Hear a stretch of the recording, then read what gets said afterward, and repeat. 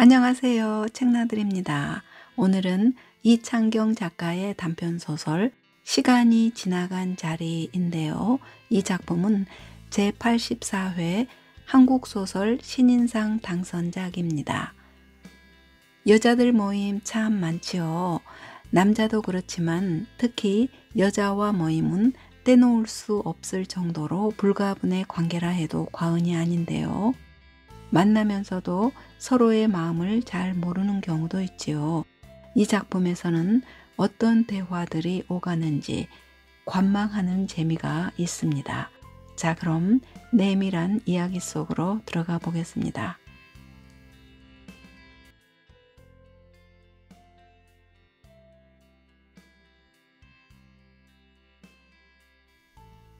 윤희야, 나야. 잘 지냈지? 어머, 민경아, 반가워. 이게 얼마만이니? 그러게, 몇 번이나 연락하고 싶었는데, 시간 되면 다음 주에 나랑 제주도 가지 않을래? 갑자기 여행을? 제주도? 한림 근처에 있는 리조트 숙박권이 생겼는데, 내 얼굴이 제일 먼저 생각나더라고. 민경의 전화를 받은 것은 거의 1년 만이었다. 그 일이 있고 난 뒤로 연락이 끊긴 채 지내왔기 때문에 윤희는 먼저 손 내밀어준 친구에게 고마운 마음이 들었다. 그러나 뜬금없이 여행이라니, 그것도 비행기를 타야 하는 제주도 여행을. 윤희는 다음 주말에 딸의 오피스텔에 가기로 했던 약속이 제일 먼저 떠올랐다. 요즘 그녀는 독립한 딸아이가 보고 싶어 할 때마다 함께 있어주는 일을 최우선 순위로 삼고 있었다. 하지만 민경이에게는 흔쾌히 그러자고 말해주었다. 1년 전 민경이는 30년이 훨씬 넘는 동안 만나왔었던 모임에서 갑자기 탈퇴하면서 남은 친구들에게 충격을 주었다. 그 후 별다른 소식이 없다가 뜬금없이 연락해서 여행을 가자고 한 것이다. 윤희는 이제야 민경의 내심을 속 시원하게 듣게 되려나 하는 생각을 해보았다. 일상에서 벗어나 새로운 곳을 향해 떠나는 것은 이유를 불문하고 즐거운 일이기도 했다. 그녀는 한라산 둘레길을 걷자고 했다. 윤희는 3년 전 봄에 모임 친구들과 갔던 제주 둘레길이 떠올랐다. 그보다 한참 전에도 윤희는 민경이와 짧은 여행을 했던 적이 있었다. 오전 수업을 마친 후 그녀는 오후 것은 건너뛰고 백마에 가보자고 했었다. 서울에서 멀지 않은 데다 기차를 타며 여행 기분까지 낼 수 있어서였을까. 당시 대학생들 사이에서는 백마역 앞 화사랑에 다녀오는 것이 유행이었다. 서울역에서 경의선 기차를 타고 30분 정도 달려 백마역에 도착했다. 역 주변은 아무리 둘러보아도 변변한 건물 하나 없는 논밭뿐이었지만 하나밖에 없던 길을 무작정 따라 걸어간 곳에는 거짓말처럼 화사랑이 있었다. 간판에는 공서체로 화사랑이라고 쓰여 있었고 어두컴컴한 주점 안과 쿰쿰한 막걸리 냄새와 정태춘의 노래 등에 관한 추억이 있다. 사회적으로나 개인적으로나 혼란스럽기만 했던 시절이었지만 그날 민경을 따라 나선 덕분에 윤희는 살벌하고 불안정했던 20대 초반의 기억 사이에 낭만을 하나 간직할 수 있었다. 그 후로는 단둘이 어딜 가본 적이 없었다. 대학을 졸업하던 해에 영문과 친구들과 4명이 모임을 만들었기 때문이다. 새벽 5시라 썰렁할 것이라는 예상과 달리 김포공항 국내선 탑승장은 첫 비행기를 타려는 사람들로 이미 북새통을 이루고 있었다. 알록달록 원색으로 차려입은 인파 사이로 자신을 향해 손을 흔드는 민경이 보였다. 그녀는 평범하기만 했던 학생 때보다 나이 들어가는 모습이 더 보기 좋았다. 닥쳐오는 고난에 의연히 대처하며 씩씩하게 살아온 삶이 그런 분위기를 만들고 있는 듯했다. 여간에서 흥분하는 일이 없는 그녀가 오늘은 다소 들떠 보였다. 갑작스러운 연락에도 선뜻 따라 나서 주어 고마웠던 것일까? 친구를 만났다는 안도감에 윤희도 민경을 향해 활짝 미소를 지어 보였다. 반갑게 손을 잡는 민경은 밝은 목소리였다. 잘 지냈지? 1년 만인데 똑같네. 근데 너 살은 더 빠져 보인다. 더 예뻐졌는데? 민경의 덕담에 윤희도 한마디 건넸다. 별소리를 다 하네. 나야 원래 살이 잘 안 찌잖아. 너도 보기 좋다 얘. 제주공항에 도착해 우선 이틀 동안의 일정을 짜기 위해 공항 2층에 있는 커피숍에 들렀다. 첫날은 1구간 천화숲길을 걷고 다음 날에는 올레길 14, 15구간의 일부를 걷기로 했다. 갑자기 떠나온 곳 치고는 꽤 체계적인 여행이 될 것 같아 흐뭇한 마음이 들었다. 뜬금없이 연락해온 그녀를 위해 딸과의 선약까지 깨면서 떠나온 여행이었지만 역시 오기를 잘했다 싶었다. 1년 만에 만났어도 어제 본 사이처럼 익숙하게 느껴지는 것도 좋았다. 이렇게 귀한 관계를 그렇게 못 자르듯 싹둑 잘라버리다니. 가을 단풍으로 유명한 한라산 둘레길 1구간이었지만 철이 지나선지 단풍은 거의 찾아볼 수 없었고 드문드문 보이는 짙은 주황색 이파리들만이 간신히 지나간 시간을 붙들고 있을 뿐이었다. 이제 곧 이마저도 모두 떨어져 겨울을 맞이하겠지. 윤희는 걷는 내내 마지막 단풍을 아쉬운 눈길로 바라보았다. 민경의 속내가 궁금했지만 어떻게 된 일이었냐고 캐묻지는 않았다. 그보다 차라리 그녀가 모임에서 나간 후 일어났던 일을 말해줄까 하다가 그마저도 그만두었다. 굳이 육지에서부터 짊어지고 온 복잡한 생각들로 인해 눈앞의 성찬을 망치고 싶지 않았다. 모임 친구들과 걸었던 7구간은 녹음으로 싱그러웠고 날씨도 화창해 걷기에 적당했었는데 그동안 모임에 있었던 변화만큼이나 둘레길의 상황도 이번에는 달랐다. 1구간 천화숲길에 들어서자 계곡이 나타났다. 윤희가 다른 길이 없는지 두리번거리고 있는 사이 민경은 앞서가는 사람들을 따라 계곡으로 성큼 들어서고 있었다. 어림짐작으로도 폭이 30m는 넘어 보이는 천하계곡이었다. 계곡에 물이 흐르고 있었다면 1구간을 걷는 것은 시작부터 불가능할 것 같았다. 가뭄으로 인해 바닥을 드러낸 계곡에는 습기를 잔뜩 머금은 바위들이 깔려 있었다. 앞서 걷던 민경이 윤희를 향해 외쳤다. 조심해. 바닥이 무척 미끄러워. 초입부터 이런 상황이라니. 윤희는 오늘의 일정이 만만치 않겠다는 생각이 들었다. 계곡을 간신히 건너자 이번에는 조리대가 끝없이 펼쳐지는 급경사 구간이 나왔다. 가파른 산길을 기어오르며 이것은 걷는 여행이 아니라 등산 같다면서 숨을 헐떡이며 올랐다. 작년 가을이 끝나갈 무렵 그날도 민경은 윤희에게 먼저 연락해 왔었다. 우리 모임에 대해 생각해 봤는데 아무래도 나는 이쯤에서 그만두는 게 좋겠어. 뭐? 모임에 안 나오겠다는 거야? 왜? 무슨 일 있어? 학교를 졸업하면서부터 꾸준히 만나왔고 그렇게 평생 갈 것으로만 생각했던 윤희는 이 상황이 무척 당황스러웠다. 이유가 무엇인지 궁금하기도 했다.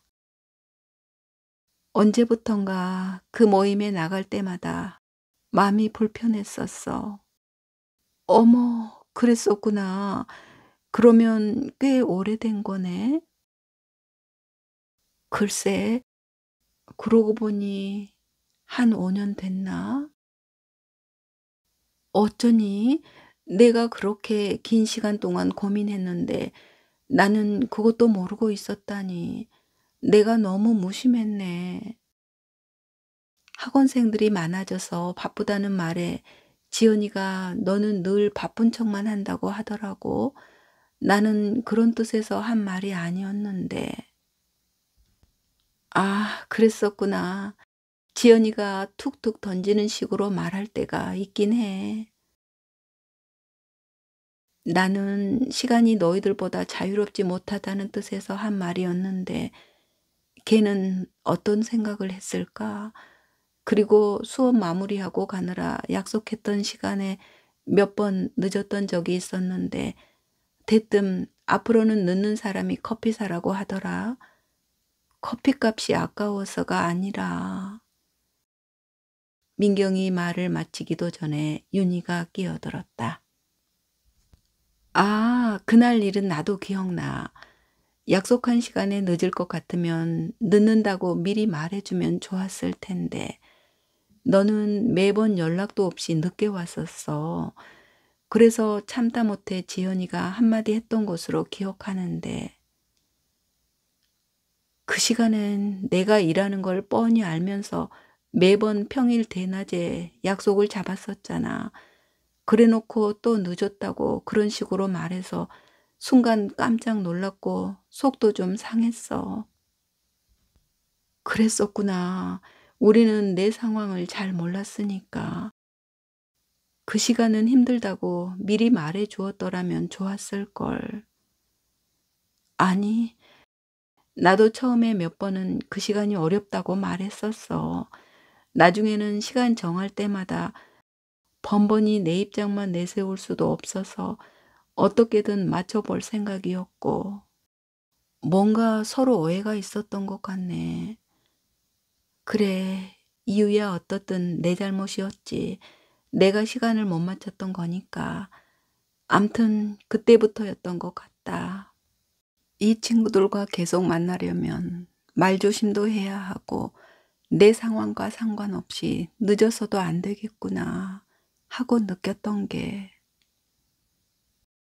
그녀가 털어놓은 일화는 윤희가 생각하기에 딱히 모임에서 나갈 만한 결정적인 이유로 느껴지지는 않았다. 민경이 남편과 사별한 지 몇 년 안 된 탓에 심경의 변화를 일으켰나 하는 추측도 해보았다.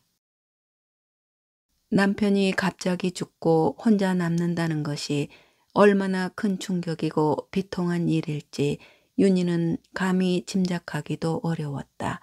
그렇지만 그녀가 자신의 개인사 때문에 모임을 탈퇴할 가능성은 없어 보였다.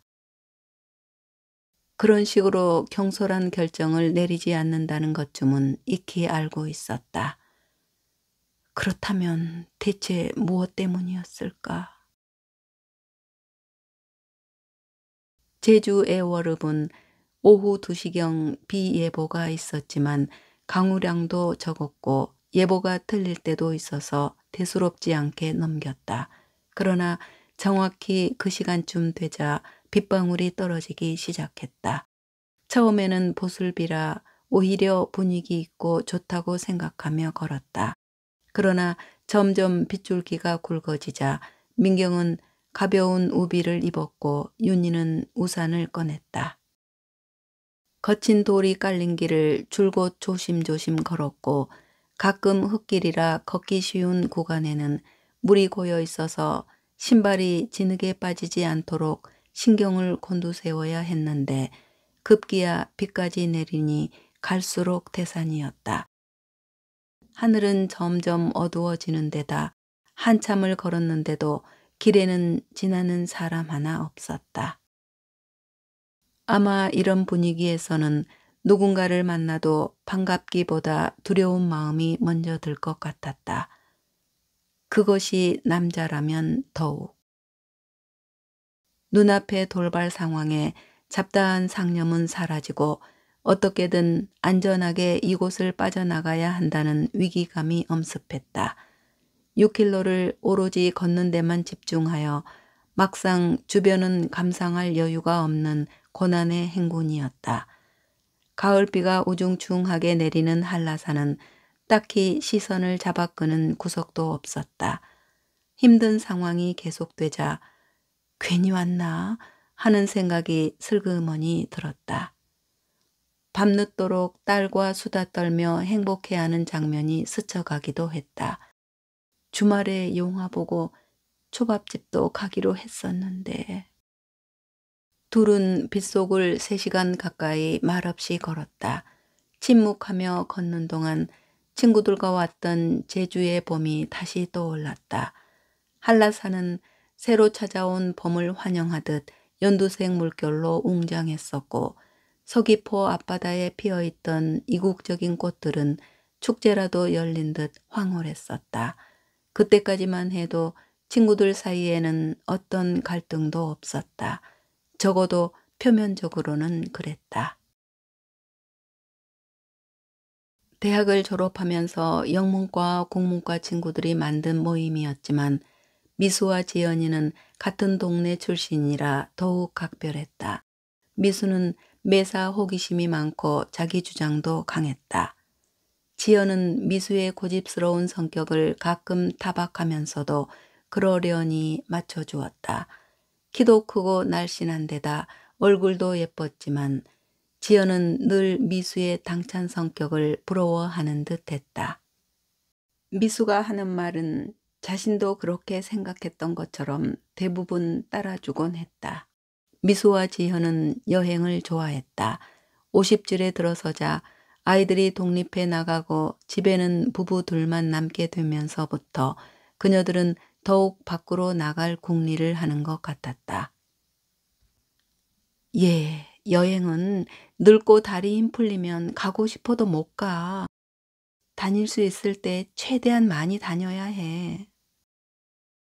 언제부터인가 모이기만 하면 그녀들의 최대 관심사는 여행이었다. 시들하다가도 여행 얘기만 나오면 눈빛을 반짝이며 좋아했다. 지연이가 진짜 여행을 좋아했는지는 확실치 않았지만 미수와 지연이의 의견은 매번 일치했다. 넷이 만든 모임이 세월이 가면서 혹시 두 사람의 입맛대로 흘러가고 있었던 것은 아닌지 윤희는 새삼 지난 일들을 되짚어 보았다. 민경이가 모임에서 나가기 전해 봄에 미수는 텔레비전 홈쇼핑에 땡처리하는 여행 상품이 나왔다며 갑자기 베트남 여행을 가자고 했다. 3박 4일에 1인당 30만 원이면 공짜나 다름없다는 그녀의 말에 지연이가 가세하며 일사천리로 베트남 여행이 추진되었다. 민경이는 학원 때문에 동행할 수 없었다. 현지에 도착해 보니까 저렴한 비용은 미끼였고 여행 내내 옵션이라고 해서 이것저것 체험을 유도하면서 여행객의 지갑을 열게 하는 것이 여행사의 전략인 걸 알게 되었다. 사정이 이렇다 보니까 배보다 배꼽이 크다고 애초에 TV에서 광고했던 가격보다 옵션비로 더 많이 들어갔다. 추가로 지출한 비용은 모임 회비로 처리하고 함께 가지 못했던 민경의 계좌로는 30만 원만 이체했다. 그 일은 그렇게 아무렇지 않게 넘어갔다. 어느새 비가 그치고 젖은 나무들 사이로 햇살이 비쳤다. 날씨가 갠 후의 천하숲은 무척 상쾌하고 신비롭게 느껴졌다. 1시간이면 왔을 거리를 3시간 동안이나 빗속에서 악정고투한 상태였지만 숲을 완전히 빠져나가려면 아직도 3킬로나 남아 있었다.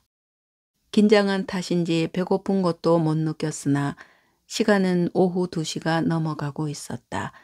준비해간 김밥을 먹기로 하고 급한 대로 가지고 있던 비닐을 젖은 벤치 위에 깔았다. 어깨 문신이 인상적이었던 젊은 사장님이 만든 김밥은 의외로 꿀맛이었다.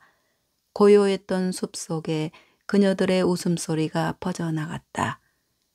기력이 충전된 데다 비도 완전히 그친 상태라 다시 활기차게 걷기 시작했다. 버스 정류장에 한 발짝씩 가까워질수록 걸음은 점점 더 빨라졌다. 어두워지기 전에 숲을 벗어나야 한다는 생각에 다시 긴장했기 때문이다. 인적이 드물기도 했고 깊은 산속이라 어둠도 빨리 내릴 것이 분명했다. 연신 지도 앱을 들여다보며 정류장의 위치와 시간을 확인했다. 버스가 도착할 시간이 가까워지고 있었기 때문에 더욱 속도를 냈다. 이내 숲을 빠져나와 보림농장 삼거리 2차선 도로변으로 나오기는 했는데 좌우 어느 방향으로 가야 할지 순간 헷갈렸다. 거의 왔다는 안도감에서 방심했던 것인지 무턱대고 왼쪽으로 걸었다. 잠시 후 핸드폰을 확인하고는 급히 가던 길을 돌이켜 전속력으로 달리기 시작했다. 앱에서 안내하는 대로라면 버스가 가까이 왔기 때문이었다. 간신히 정류장을 찾아 기뻐할 틈도 없이 바로 도착한 버스에 올랐다. 무심한 표정의 기사 아저씨는 제주 사투리로 이게 막차라고 알려주었다. 하마터면 놓칠 뻔했네. 만약 정류장까지 성실하게 안내한 지도 앱이 없었다면? 아까 잘못된 것을 알아차리고도 바로 돌이키지 못하고 우물쭈물 더 걸었다면? 어두워진 한라산 깊은 숲속에서 오도 가도 못하고 공포에 떨었을 것을 생각하며 윤희는 놀란 가슴을 쓸어내렸다. 어둠이 깔리는 한라산 돌의 오름을 미끄러지듯 빠져나가는 버스 안에서 윤희는 생각에 잠겼다. 지나고 나면 기억도 나지 않겠지만 이렇게 크고 작은 사건들이 연속해 벌어지는 것이 여행이구나. 인생도 여행처럼 그렇게 흘러가고 있었다. 민경이가 모임을 탈퇴한 후 남은 세 사람은 난처해졌다. 늘 만나던 상수동 카페에는 미수와 지현이 이미 도착해 있었다. 친구들에게 항상 상냥한 모습이었던 미수는 굳은 표정을 감추려는 듯 애써 입가에 미소를 지었다. 어서 와. 지금껏 남들 얘기인 줄로만 알았었는데 우리에게도 이런 일이 벌어졌네. 풍성한 파마머리 위에 짙은색 선글라스를 얹은 지연이도 한마디 거들었다. 그러게나 말이야. 사전에 말 한마디 없이 이게 무슨 일이라니? 지난번 모임 때 걔가 먼저 간다길래 화가 났나 했지만 이렇게까지 나올 줄은 몰랐네. 미수는 짐짓 의미심장한 표정을 지었다. 그날 민경이가 먼저 가겠다고 했을 때 난 대충 짐작은 했었어. 이럴 때 무슨 말을 해야 할까? 윤희는 조심스러웠다. 우리가 뭔가 놓친 것이 있었겠지. 잠깐의 침묵을 깨고 지연이 물었다. 우리가 뭘? 불만이 있었으면 속 시원하게 말로 했었어야지. 그래야 설명이든 변명이든 뭐라도 했을 거 아냐. 이건 뭐 카톡방에서도 일방적으로 나가버렸으니 말이야. 지연의 말에 잠자코 있던 미수는 두꺼운 안경을 벗어 닦은 후 습관적으로 후 불어 먼지를 털어냈다. 학원 운영하랴 교회 다니랴 늘 바쁜 걔 때문에 사실 시간 정할 때마다 매번 힘들었잖아. 미수의 말이 끝나기가 무섭게 지연은 자기 할 말을 이어갔다. 하기야 이렇게 된 마당에 이유가 뭐 필요하겠어? 카톡방에서 나가고 나서 그나마 너희들한테는 전화라도 했지. 나한테는 글쎄 문자 몇 줄 보내놓고 땡쳤어. 혹시나 해서 전화해 봤더니 내 전화는 받지도 않더라.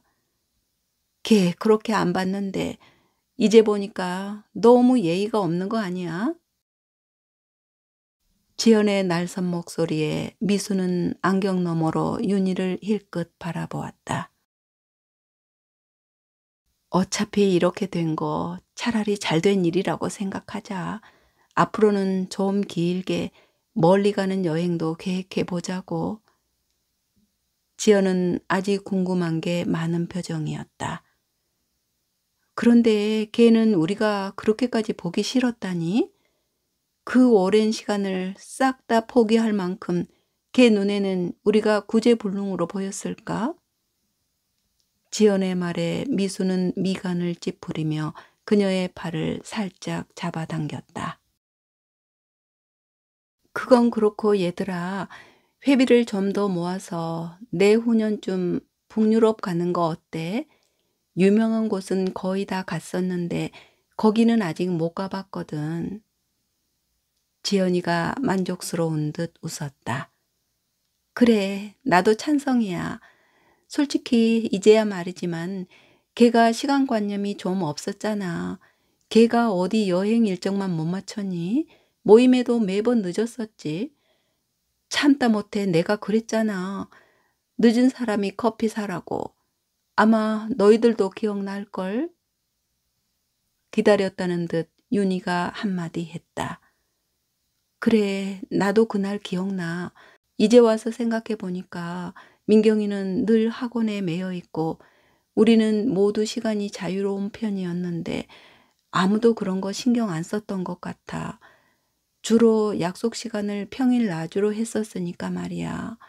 가능하면 민경이가 쉬는 날 만났어도 좋았을 텐데. 아무 말 없이 커피만 홀짝이던 지현이 어색한 분위기를 바꿔보려는 듯 테이블 위 커피잔을 정리하고 있었다. 아, 배고파. 우리 자리 옮겨서 뭐 좀 먹자.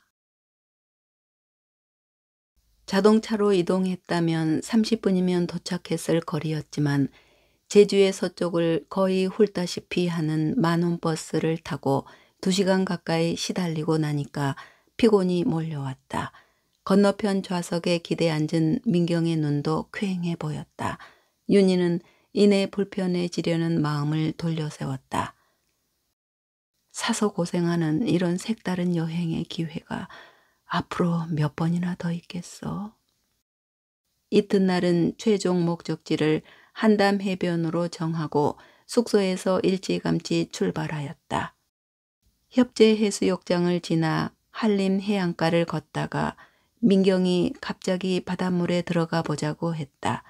11월의 제주답게 바닷바람이 세차게 불고 있었기 때문에 윤희는 내키지 않았으나 이번에도 민경이가 먼저 신발과 양말을 벗어 던졌다. 의외로 바닷물은 따뜻했다.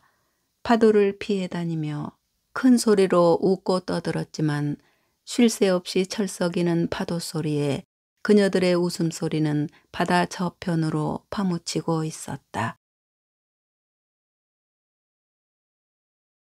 미수가 미리 알아봐 놓은 합정역 앞 타코 맛집으로 자리를 옮겨서도 화제는 모임에서 나가버린 민경이 이야기로 돌아가 있었다. 지연이가 미수를 곁눈질로 슬쩍 살피며 말했다. 혹시 우리가 베트남 가서 쓴 옵션 비용 때문에 걔가 그러는 건 아니겠지? 그거 얼마 되지도 않았잖아. 안 그래? 이에 윤희가 한마디 던졌다. 옵션 비용은 모임 회비에서 쓰고 오지 않은 사람에게는 안 주는 거라고 너희들이 그랬잖니. 그래야 다음에는 모두 참석한다고. 다른 모임에서도 다들 그렇게 한다며.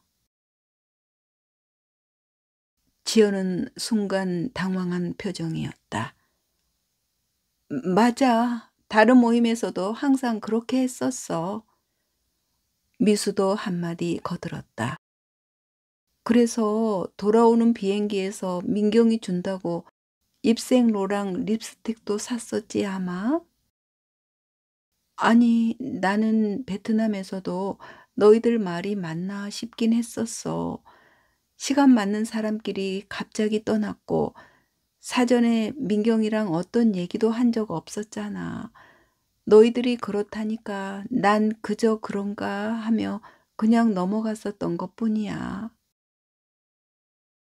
어머, 얘. 베트남에서는 너도 좋다고 했잖아. 이런 상황이 되니까 너는 그냥 따라왔다는 식으로 말하는 건 듣기 좀 그렇다, 얘.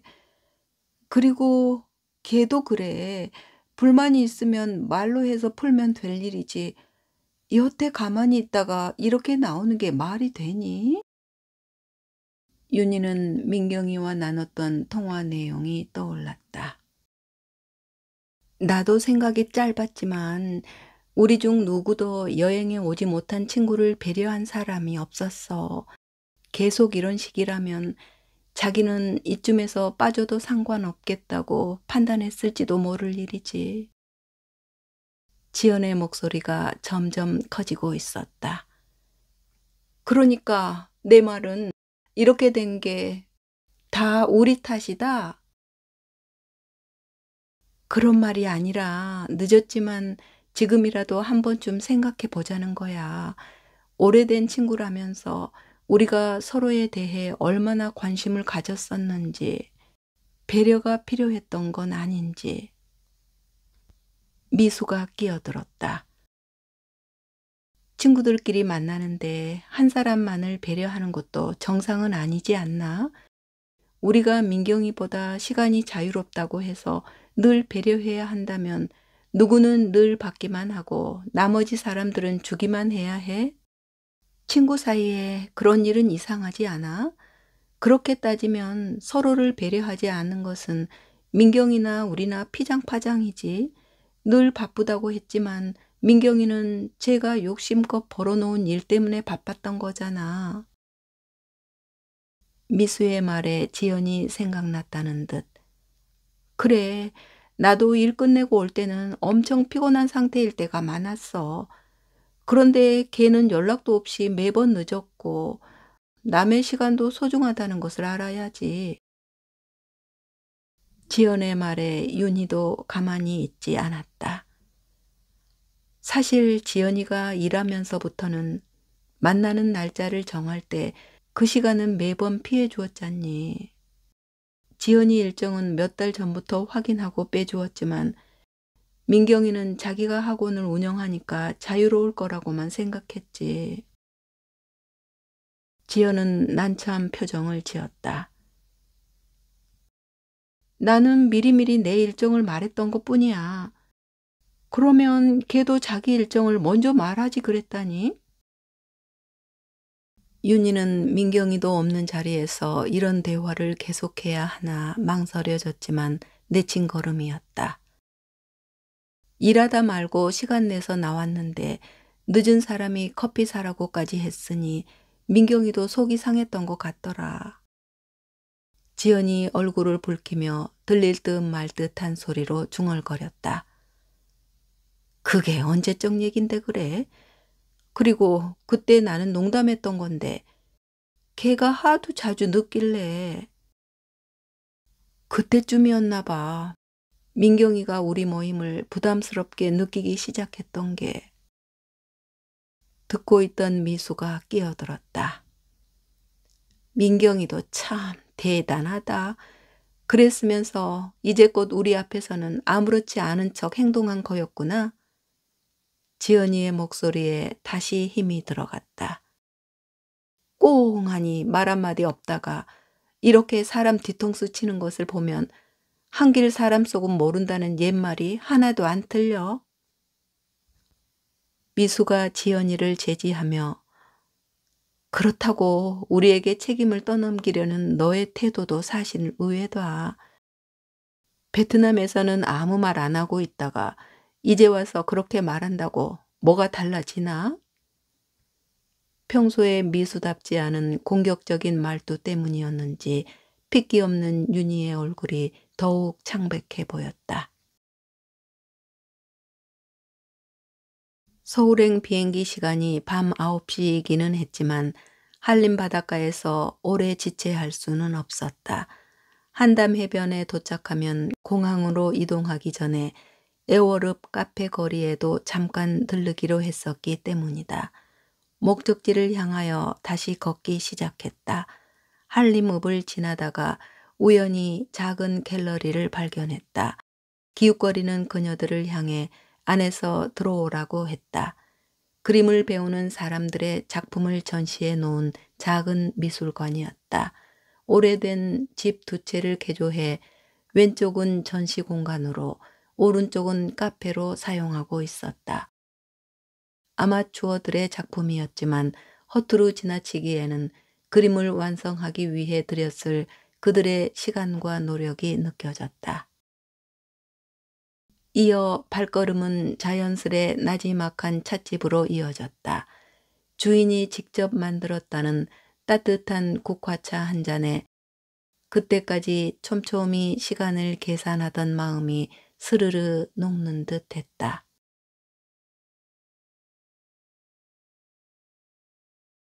윤희는 떨리는 가슴을 진정시키려 숨을 크게 들이쉬었다.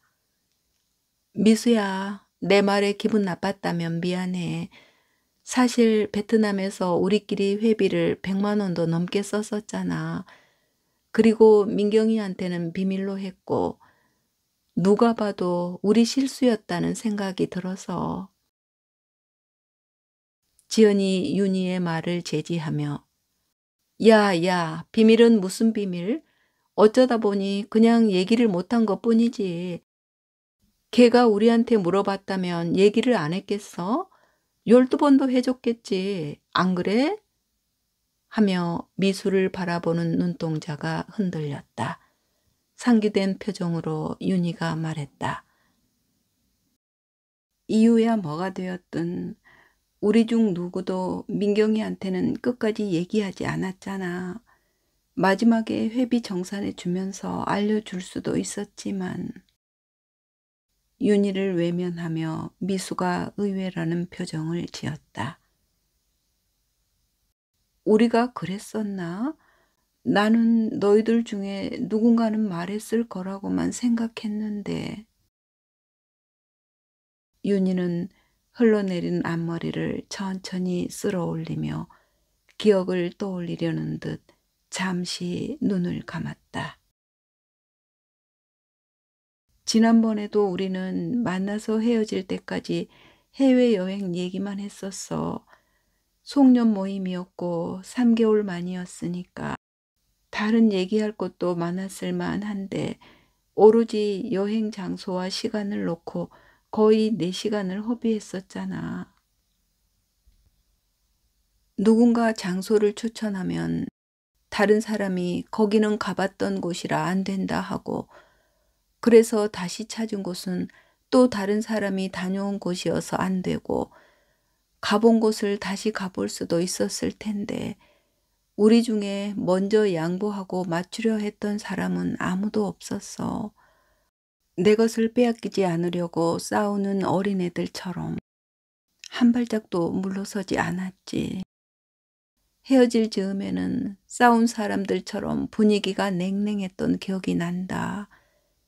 민경이가 모임에 나왔다가 자기 먼저 가겠다며 일어서는 것을 나는 그날 처음 봤어. 결국 그게 마지막이었지만. 안경 너머 미수의 눈빛이 순간 싸늘하게 변했다.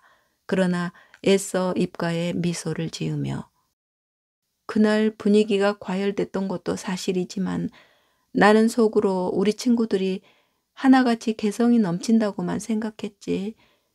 이렇게 모임을 그만두는 사람까지 나올 줄은 상상도 못했다.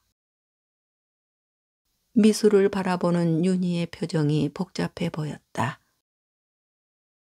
꼭 그날 일 때문만이었겠니? 오래된 습관처럼 너무 익숙해져서 그저 그러려니 무뎌진 걸 민경이가 가장 먼저 눈치챘는지도 모르지. 윤희의 창백한 얼굴에서 무언가 느꼈는지 미수가 서둘러 말했다. 자, 자, 지나간 얘기는 이제 그만하자. 지금 와서 우리끼리 일해봐야 다 소용없는 일이야. 지금부터는 마음속에 있는 생각을 숨기지 말고 최대한 솔직하게 표현하자고.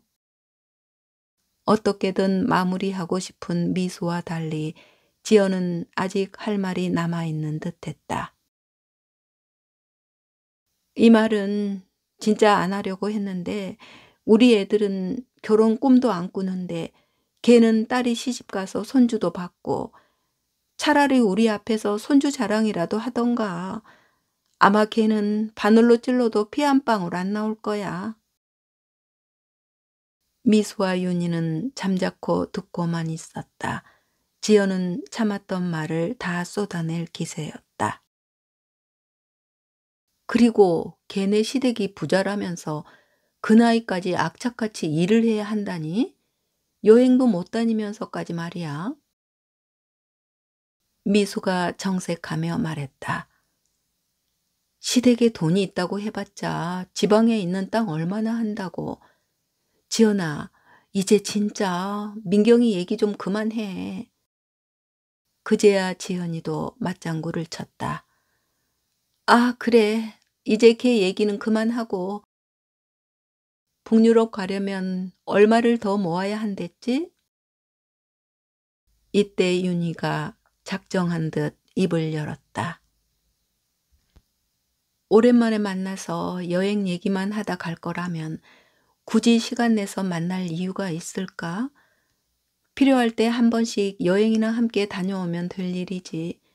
오래된 친구 좋다는 게 뭐겠니? 만나면 그냥 즐겁고 함께 맛있는 거 먹으며 시답잖은 농을 주고받아도 마음 편해서 아니었어? 그런데 언제부턴가 우리는 편해지기는커녕 점점 더 내 주장만 내세우는 고집쟁이들로 변해가고 있었던 것 같아. 미수가 끼어들었다. 고집쟁이? 난 그것이 각자 개성이 강해서라고 생각했는데, 그럼 너는 그게 누구 탓이라는 거야? 윤희는 미수를 외면한 채 또박또박 말했다. 누구 탓이랄 게 있겠니? 함께 있을수록 안 좋은 모습으로 변해갈 바에야 차라리 그만 보는 게 낫다고 생각했다는 말이지. 어떻게 해야 하나 고민했고 솔직히 기대도 잠깐 했었는데 나중에 여행이나 한번 가든지 하자고. 말릴 틈도 없이 윤희는 벌떡 일어났다. 갑자기 벌어진 상황에 두 사람은 할 말을 잃은 표정이었다. 친구들 앞을 유유히 지나오면서 그녀는 생각했다. 아, 민경이도 이런 마음이었겠구나.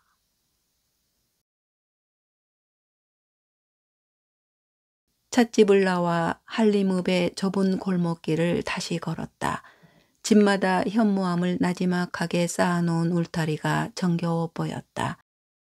민경은 갤러리에서 챙겨온 그림 엽서를 들여다보며 요즘은 이 사람들처럼 새로 무언가를 배우려는 사람들이 부쩍 많아졌어. 새롭게 또 다른 자신을 찾아가는 중이겠지. 유튜브에서는 나를 피곤하게 하는 인간관계를 정리하고 용감하게 혼자가 되라고 하잖아.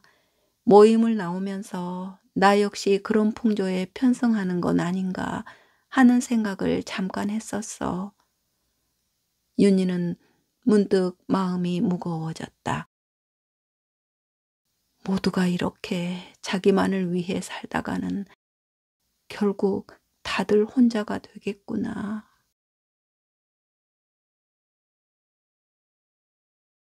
1박 2일 동안 모임에서 나가게 된 다른 이유는 듣지 못했지만 민경이가 한 말 중에 기억나는 것은 있었다.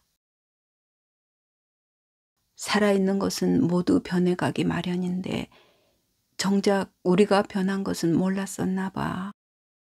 시절 인연이라는 말도 있듯이 그 모임과 나의 인연은 거기까지였던 거겠지. 그래서 지금 너와 함께하는 이 시간이 더욱 소중하게 느껴진다. 지나간 것은 슬퍼 한들 소용없는 일이고 미래는 어떻게 될지 아무도 모르는 거니까 결국 현재가 중요한 거 아닐까? 나는 매일 이것을 생각해. 과거도 미래도 아닌 현재를 살아야 한다고. 네, 이야기는 여기까지인데요. 우리가 사는 동안은 누군가를 만나고 살아야 하는데 친구 간의 갈등을 잘 표현해 준 소설이었습니다. 특히 모임에서 탈퇴한 민경과 윤희가 특별한 말이 없어도 독자들이 잘 이해할 수 있도록 대화체로 전달한 방식이 인상적이었습니다. 제가 특이한 통계를 들은 적이 있는데요. 하버드 대학에서 25년간 졸업생들을 추적해서 행복한 조건은 무엇이었나 보니 돈도 명예도 아닌 인간관계였다고 합니다. 그렇다면 그 반대의 경우엔 불행을 느낀다는 뜻도 되겠는데요. 그렇다고 혼자가 되어라 라는 건 좀 가혹하고요. 어울리되 서로를 배려하는 마음을 갖는 게 중요하겠지요. 쉬우면서도 어려운 단어 배려를 다시 한번 상기해 봅니다. 네, 오늘도 책나들과 함께 편안한 하루 되셨는지요? 그럼 저는 다음에 또 찾아뵙겠습니다. 고맙습니다.